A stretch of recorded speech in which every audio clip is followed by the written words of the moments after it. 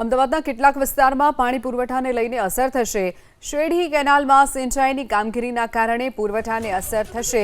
કાલે રામોલ, હાથીજણ અને વસ્ત્રાલમાં પાણી પુરવઠાને અસર થશે।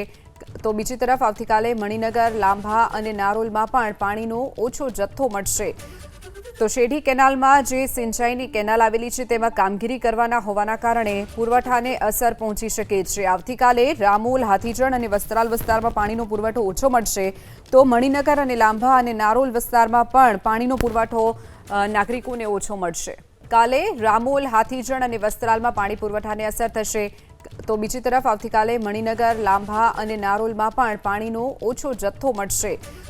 તો શેરડી કેનાલમાં જે સિંચાઈની કેનાલ આવેલી છે તેમાં કામગીરી કરવાના હોવાના કારણે પુરવઠાને અસર પહોંચી શકે છે। આવતીકાલે રામોલ, હાથીજણ અને વસ્ત્રાલ વિસ્તારમાં પાણીનો પુરવઠો ઓછો મળશે। તો મણિનગર અને લાંભા અને નારોલ વિસ્તારમાં પણ પાણીનો પુરવઠો નાગરિકોને ઓછો મળશે।